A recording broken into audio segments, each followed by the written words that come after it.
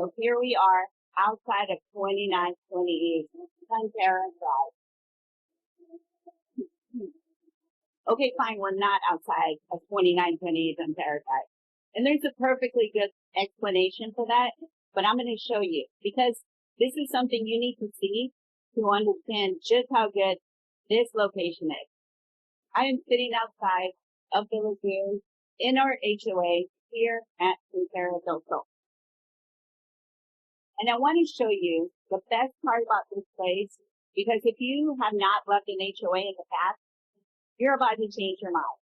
Hands down, one of the best places that I have seen in all my time in real estate.